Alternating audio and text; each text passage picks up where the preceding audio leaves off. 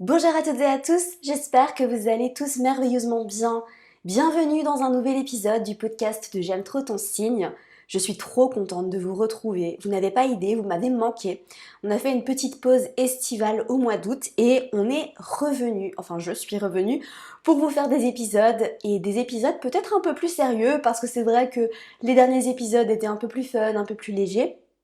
Et je vais revenir avec des sujets très sérieux pour toutes les personnes qui sont passionnées d'astrologie, pour toutes les personnes qui découvrent l'astrologie, qui ont envie d'en apprendre plus, de se former.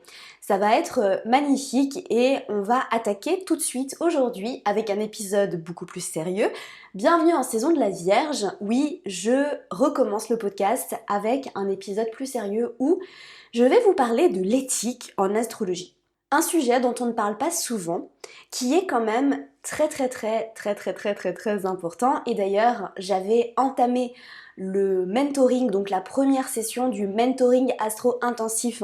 Si tu me découvres et que tu ne connais pas et que tu ne sais pas ce que c'est que le mentoring, c'est une formation que j'ai de 4 mois voire 5 mois pour former des astrologues professionnels. Donc si toi qui m'écoutes, tu es intéressé par le mentoring astro-intensif, que tu as envie de te former à l'astrologie de manière très sérieuse, sache que on va recommencer une nouvelle session parce que c'est une formation qui se donne en live au mois de janvier. Donc reste bien connecté et je vais sûrement mettre une liste d'attente en place parce que j'ai eu beaucoup de personnes qui m'ont écrit sur Instagram notamment @j'aime trop ton signe, fonce me suivre si ce n'est pas déjà fait pour me demander quand est-ce que j'allais recommencer le mentoring. Et au début, j'étais pas sûre que j'allais faire une deuxième session, mais honnêtement, c'est tellement magique et c'est tellement incroyable ce qui se passe en ce moment avec le groupe actuel. Et je me sens tellement portée en fait par l'énergie du groupe et j'aime tellement enseigner l'astrologie que je me suis dit que j'allais vraiment refaire une session au mois de janvier. Donc voilà, n'hésite pas, mais ça c'est plus pour les personnes qui veulent devenir astrologues, qui veulent se former à l'astrologie de manière professionnelle. Si tu es amateur, amatrice et que tu as juste envie d'en savoir plus mais par passion, j'ai une autre petite formation qui va arriver d'ici le mois d'octobre normalement et qui sera plus pour les personnes qui, voilà, qui ont envie d'en apprendre plus. Donc reste bien connecté. Anyway, j'avais commencé cette session du mentoring par l'éthique en astrologie. Ce podcast ne va pas du tout être une réplique de ce que j'ai dit parce que ce qui se dit dans le mentoring reste dans le mentoring, évidemment, et c'est toujours différent. Mais aujourd'hui, j'avais envie de te partager quand même quelques points clés, quelques points importants, parce que c'est vrai que l'astrologie, c'est une science, bon, c'est une science, c'est une discipline qui est quand même très sérieuse et qui représente un certain pouvoir. L'astrologue, plus il est expérimenté, plus il a acquéri de savoir, parce que je le rappelle, j'en ai déjà parlé dans pas mal d'épisodes, l'astrologie, c'est une discipline qu'on étudie sur le cours d'une vie. Il n'y a aucun moment, et même pour les personnes que je forme à l'astrologie, et moi-même d'ailleurs, et tous les astrologues qui existent, il n'y a aucun moment où c'est fini, on connaît tout. Ça n'existe pas. On peut toujours aller plus loin, on peut toujours en savoir plus. Et puis, je pense sincèrement que dans les prochaines années, dans les années à venir, on va faire des nouvelles découvertes aussi dans le ciel. Et il y a des choses qui vont s'ajouter, des interprétations qui vont s'ajouter.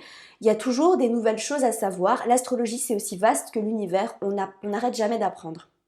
Et du coup, vu qu'on n'arrête jamais d'apprendre, eh bien, c'est important aussi de comprendre que plus on va aller loin de notre pratique et plus on va acquérir d'expérience, plus on va avoir un pouvoir, on a un certain pouvoir parce que on a cette capacité de lire à travers les gens à l'aide de leur carte du ciel. Et c'est un pouvoir qui est extrêmement puissant et d'ailleurs en Chine, on ne donne jamais son heure de naissance à qui que ce soit, on ne mentionne jamais son heure de naissance à qui que ce soit parce qu'ils savent que quand on donne son heure de naissance, on est extrêmement vulnérable. Donc je vais commencer peut-être par ce point-là, qui est justement de faire attention quand tu récupères les données de naissance de quelqu'un. Et tout ce que tu vas voir de cette personne doit rester entre toi et cette personne et que tu ne dois jamais, et ça j'insiste vraiment parce que j'ai moi-même fait cette erreur quand j'ai commencé à me passionner d'astrologie, mais aujourd'hui, c'est très important pour moi de ne jamais lire le thème astral d'une personne qui n'a pas donné son accord. à savoir ta copine te donne l'heure de naissance de son mec que tu n'as jamais rencontré. Non. Vraiment, ne faites pas ça. Parce que vraiment, je trouve que c'est pas juste en termes d'échange d'énergie déjà, de pouvoir lire le thème astral d'une personne qu'on n'a jamais rencontrée, à qui on n'a jamais même parlé. Et surtout pas de cette manière-là, surtout pas sans son accord. Parce que peut-être que très naïvement, cette personne ne connaît pas l'astrologie, elle ne sait pas tout ce qu'on peut voir. Parce que, comme je l'ai expliqué, hein, on est extrêmement vulnérable au fond quand on donne son heure de naissance. D'ailleurs, moi, ça m'arrive parfois de partager mon thème astral. C'est vrai que je suis pas très secrète par rapport à ça. J'ai fait tout un épisode de podcast où j'ai analysé mon propre thème astral. Si tu ne l'as pas déjà écouté, fonce l'écouter parce que c'est l'épisode numéro 100 et qu'il est assez spécial. Et je pense que cet épisode pourrait aussi te donner des clés dans ta propre compréhension de l'astrologie. Mais bref, je partage mon thème astral, mais c'est vrai que des fois j'ai des moments où je me dis c'est quand même très vulnérable. Donc voilà, ne jamais lire le thème astral d'une personne sans qu'elle ait donné son accord. Tout comme si tu travailles avec l'énergie, si tu as l'habitude de faire des soins énergétiques, on ne lit jamais l'énergie de quelqu'un qui ne nous a pas donné son accord pour pénétrer notre énergie. Ça ne se fait pas, on ne le fait pas. Je sais que certains énergéticiens ont la capacité de lire l'énergie de personnes même sans avoir donné un accord préliminaire, mais par éthique, on ne le fait pas. Et c'est pareil en astrologie. S'il vous plaît, ne lisez jamais le thème astral de quelqu'un qui n'a pas dit oui, je suis d'accord pour te donner mon heure de naissance et pour que tu lises mon thème astral. Donc ça, c'est la première chose. La deuxième chose, c'est de toujours respecter le travail des astrologues. Et je sais qu'on devient de plus en plus nombreux et c'est génial parce que vraiment on est sur une vague en ce moment où l'astrologie prend de plus en plus d'ampleur. Il y a de plus en plus de personnes qui sont formées à l'astrologie, qui deviennent astrologues. Et du coup, il y a de plus en plus de compétitions, il y a de plus en plus d'avis différents, enfin de compétition. Non, c'est pas le bon mot, c'est pas le mot que j'avais envie d'utiliser parce qu'il y a de la place pour tout le monde, ça j'en suis persuadée. Mais voilà, il y a de plus en plus de monde sur le marché et il y a de plus en plus de personnes qui évidemment ont des avis différents, ont des filtres différents, ont reçu des éducations en termes d'astrologie qui sont différentes, dans des écoles différentes, à travers des perceptions différentes. Mais je pense que c'est très important qu'on respecte toujours, que tu sois astrologue ou pas, hein. Si tu m'écoutes et que tu es astrologue, peut-être que tu sais déjà ce genre de choses. Peut-être que si tu m'écoutes et que tu n'es pas astrologue, c'est la première fois que tu entends ça, mais respectez toujours le travail des autres astrologues. Que ce soit des anciens, à savoir des astrologues qui sont décédés, desquels les livres sont encore en circulation, et les astrologues qui sont toujours vivants, qui ont beaucoup d'expérience, qui ont peut-être 20 ans, 30 ans, 40 ans, 50 ans d'expérience, qui pratiquent l'astrologie depuis très très très longtemps. Respectez toujours le travail de tout le monde, respectez aussi le travail des nouveaux astrologues qui se lancent sur Instagram. Respectez toujours, c'est important de se respecter les uns les autres. Et peut-être que certains astrologues, notamment des astrologues peut-être un peu plus âgés, qui ont plus d'expérience avec l'astrologie, vont avoir leurs propres principes, leurs propres concepts, et ils vont utiliser, par exemple, en termes de maîtrise planétaire, je donne un exemple très concret, il y a des astrologues qui utilisent les maîtrises planétaires de manière différente, à savoir qu'ils ne confèrent pas les mêmes maîtrises des planètes que la tradition le fait. D'accord. Personnellement, j'ai lu des choses qui ne résonnent pas avec moi. Est-ce que je vais aller critiquer cet astrologue? Est-ce que je vais aller critiquer cette méthode? Est-ce que je vais aller critiquer cette manière de faire? Non. Je respecte le travail de mes confrères et je pense que c'est très important que on le fasse tous et qu'on garde ça en tête parce que il n'y a pas de... La vérité avec un V majuscule n'existe pas. Et vraiment, ça c'est quelque chose de très important à comprendre, c'est que on est autant à avoir des perceptions, des vérités différentes, on vit les choses avec nos propres filtres. Peut-être que quelqu'un d'autre va lire ce que cet astrologue a dit et va trouver ça exceptionnel et va l'utiliser dans sa pratique de l'astrologie. Et moi personnellement ça ne résonne pas, donc je l'utilise pas, mais je vais pas aller critiquer cette personne, dire que c'est n'importe quoi, tout simplement parce que ça ne résonne pas avec moi.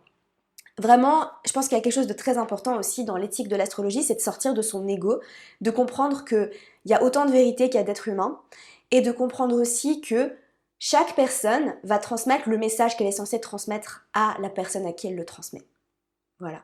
Et c'est pour ça qu'il y a de la place pour tout le monde, parce que peut-être que la manière dont moi je vais transmettre quelque chose ne va pas résonner avec plein de personnes, et peut-être qu'une autre personne va transmettre le même message mais différemment, avec sa propre énergie, Et du coup, ça va résonner. Et peut-être que c'est l'inverse. Peut-être que tu as écouté des choses sur d'autres podcasts ou tu as lu des choses dans d'autres posts qui n'ont pas résonné avec toi.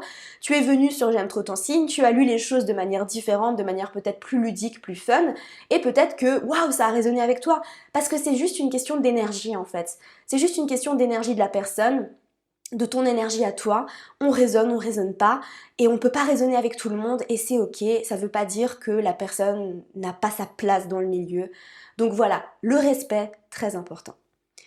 Ensuite, quelque chose de très très très très important, c'est de toujours aussi respecter la tradition. De toujours respecter ce qui a déjà été fait par les anciens. Donc je parle de l'astrologie ancienne. D'ailleurs, je vous réserve un épisode sur l'histoire de l'astrologie, donc restez bien connectés. De respecter ce qui se faisait avant, de respecter la tradition, et de comprendre aussi que les anciens vraiment avaient des concepts et des manières de faire qui étaient assez différentes aussi de l'astrologie moderne parfois, où on a des significations qui sont assez différentes. Donc de vraiment toujours travailler avec la tradition. Je pense que c'est important de ne pas désassocier instantanément juste parce qu'on pratique l'astrologie moderne. Par exemple, en astrologie ancienne, hellénistique, le Verseau est gouverné par la planète Saturne. Aujourd'hui, en astrologie moderne, on confère la maîtrise du Verseau à Uranus, mais ça ne veut pas dire que tout de suite, on ne va plus utiliser Saturne en maîtrise du Verseau. Enfin, je veux dire, il faut quand même prendre un peu de recul et respecter aussi le travail des anciens. Après, ça c'est aussi ma propre perception. Je sais qu'il y a d'autres astrologues qui n'utilisent pas du tout Saturne en relation avec le Verseau. Moi, oui, je le mentionne toujours parce que c'est important pour moi de respecter la tradition. Ensuite, quelque chose de très important aussi, si tu es en face de quelqu'un qui n'a pas envie d'entendre parler d'astrologie, parce que ça arrive, tu vas tomber sur ce type de personne. Ça m'arrive rarement, je dois dire, parce que c'est vrai que je me rends compte de plus en plus avec le temps, qu'on attire ce qu'on dégage. Mais voilà, ça va t'arriver d'être face à des personnes qui sont pas du tout intéressées par l'astrologie, qui n'ont rien envie d'en savoir. N'essaye pas de les faire changer d'avis. Vraiment, c'est pas parce que l'astrologie a changé ta vie que ça va changer la vie de quelqu'un d'autre. Et chacun sa vérité. L'astrologie, c'est ma vérité, j'imagine que c'est la tienne aussi si tu écoutes ce podcast. Mais voilà, c'est pas fait pour tout le monde, et il y a plein de personnes aussi qui, notamment sur YouTube, font des vidéos pour expliquer à quel point l'astrologie c'est n'importe quoi. Et moi, ça me passe vraiment au-dessus. J'en ai beaucoup d'entre vous qui m'ont envoyé ces vidéos d'ailleurs et qui m'ont dit «Oh, mais t'as vu, mais c'est scandaleux». Je dis «Ben, en fait, non, c'est pas scandaleux parce que on a besoin de ce genre de personnes aussi, parce que dans la vie, tout n'est fait que de contrastes. On peut pas tous croire en l'astrologie, parce que c'est important de dire aussi qu'on croit en l'astrologie, parce que l'astrologie n'est pas une science exacte, hein. Vraiment, j'ai mentionné le terme science. Pour moi, l'astrologie n'est même pas une science, c'est une discipline, et c'est une discipline qui relève quand même du domaine de la croyance. À savoir que l'astrologie n'est pas quelque chose de tangible. Il y a des manières d'expliquer comment fonctionne l'astrologie. D'ailleurs, j'ai fait un épisode de podcast sur comment expliquer l'astrologie. Et on utilise vraiment la physique quantique, mais c'est quelque chose qui, voilà, c'est pas tangible, c'est pas comme les maths, c'est pas 1 plus 1 égale 2. Donc, voilà, respectez aussi les personnes qui n'y croient pas. Et puis, chacun sa vérité, encore une fois. Vraiment, mais si tu es face à quelqu'un, et même si tu es face à quelqu'un qui est curieux, qui te pose des questions, parce qu'il y a des personnes qui n'y croient pas, qui n'ont pas envie d'y croire, c'est pas leur vérité, mais elles sont quand même curieuses parce qu'elles sont ouvertes d'esprit. Partage ce que tu as sur le cœur, hein, avec beaucoup d'amour, avec beaucoup de bienveillance, mais n'essaye pas de faire changer d'avis cette personne. Vraiment, je pense que c'est important, et c'est important de savoir quand est-ce que tu vas t'arrêter. Et c'est pas parce que quelqu'un ne croit pas en l'astrologie que cette personne est mauvaise ou qu'elle a rien à t'apporter. Si par exemple ton ou ta partenaire, tu vois, tu imagines un scénario, tu commences à te passionner d'astrologie, tu lis plein de podcasts, pardon, tu écoutes plein de podcasts, tu lis plein de livres, et puis ben la personne avec qui tu es en couple, ça l'intéresse absolument pas, et bien voilà, respecte ça aussi, et puis après vous pouvez avoir des conversations autres que sur l'astrologie. Et enfin, je terminerai avec ce point-là qui me semble quand même très important, et ça c'est aussi un point et c'est aussi une erreur que j'ai eu tendance à faire, et je m'en détache de plus en plus, c'est de ne jamais juger quelqu'un sur son thème astral. Alors, on est des êtres humains, nous avons un ego, nous jugeons, d'accord? On va pas dire on juge jamais, je vais pas dire waouh, je juge jamais personne, ce n'est pas vrai du tout. Je juge les autres, je me juge moi-même, je juge les expériences. J'essaie vraiment de faire des efforts et de travailler sur moi à ce niveau-là parce que je sais que le jugement c'est quelque chose qui ne m'apporte rien de très constructif dans ma vie. Mais bon, ça c'est le sujet d'un autre épisode. Euh, ne jamais juger quelqu'un sur la base de son thème astral parce que nous sommes bien plus que notre thème astral. Et évidemment, on peut avoir des versions non évoluées et des personnes évoluées de leur thème astral, à savoir que deux personnes peuvent avoir le même thème astral, exactement le même thème astral, et puis être des personnes complètement différentes. Peut-être qu'une personne sera une version évoluée d'un certain placement et l'autre personne sera une version non évoluée d'un certain placement. Parce que c'est important de comprendre qu'on a le libre arbitre et qu'on vit nos propres expériences de vie, qu'on fait nos propres choix, que l'astrologie ne va jamais, mais jamais dicter nos comportements et que évidemment on fait ce qu'on veut en fait. Alors l'astrologie vient influencer. Pour moi, le mot influencer est très important parce qu'on est sous l'influence de l'astrologie, mais on a le libre arbitre, on fait nos propres choix et c'est important aussi de conserver notre pouvoir. Donc voilà, vraiment, ne jugez jamais quelqu'un sur la base de son thème. Quand vous voyez un placement difficile, n'essayez pas tout de suite de vous dire waouh, mais cette personne a dû vivre des choses très très dures ou vous ne savez pas. D'accord, vous ne savez pas et peut-être que cette personne n'aura pas envie d'en parler. Ou alors, si par exemple vous lisez le thème astral de la personne avec qui vous êtes en couple et que vous voyez pour la première fois qu'il y a un placement qui est genre oh mon Dieu, mais cette personne va me tromper, cette personne a des relations secrètes. Non, vraiment, ça ne veut rien dire. Et n'oubliez pas une autre chose de laquelle je parle très souvent. Un même placement ne veut jamais dire une seule chose. Un placement a une infinité d'interprétations différentes. Et les interprétations peuvent même évoluer avec le temps parce que vous allez évoluer, parce que vous allez grandir, parce que vous allez changer. J'ai très souvent des amis qui me disent oh, j'ai vu ce placement-là dans le thème astral de mon conjoint et du coup qu'est-ce que ça veut dire? Et je dis non, pas du tout. Vraiment pas. Donc voilà, ne jugez jamais quelqu'un sur la base de son thème astral. Et en fait, en te parlant, je me suis rendu compte qu'il y avait un dernier point et je vais terminer là-dessus, c'est de garder votre pouvoir. Gardez votre pouvoir vraiment parce que comme je l'ai dit, l'astrologie va venir influencer votre vie, votre chemin de vie, qui vous êtes, mais ne va jamais dicter quoi que ce soit. Rien n'est jamais écrit dans le marbre. Vous avez le pouvoir sur votre vie. N'utilisez jamais l'astrologie pour vraiment venir dire ah mais je suis comme ça parce que j'ai la lune en Capricorne. J'ai donné un exemple, voilà, un random, mais non. Vraiment, genre, vous êtes né avec la lune en Capricorne parce que votre âme a choisi de naître avec la lune en Capricorne et que c'est votre responsabilité d'apprendre à utiliser ce placement dans ces zones de lumière et d'évoluer votre relation à vos émotions notamment, parce que la lune en Capricorne c'est bien plus que ça. Et voilà, tout simplement, n'utilisez jamais l'astrologie pour justifier vos comportements. Vraiment, alors ça c'est quelque chose de très dangereux et c'est quelque chose qu'on voit beaucoup sur Instagram notamment. C'est les personnes qui justifient leur comportement avec l'astrologie. Ah, je suis comme ça parce que ta. Alors quand c'est drôle, quand c'est humoristique, ok, d'accord, vraiment, je le fais moi-même. Hein. Oh non, c'est ma Vénus en poisson, je suis trop romantique, j'y peux rien, mais je rigole. Hein. Évidemment, je sais très bien que j'ai un travail à faire aussi avec ce placement-là. Mais pour les personnes qui sont sérieuses et qui vraiment utilisent tout le temps l'astrologie pour justifier leur comportement toxique, juste non, arrêtez quoi. Vraiment parce que vous avez la possibilité de devenir des versions évoluées de vos placements et de grandir de tout ça. Donc vraiment, utilisez votre thème astral comme le potentiel qui pourra vous permettre justement d'évoluer, de devenir des meilleures versions de vous-même et de vous aimer, de vous accepter aussi dans un premier temps.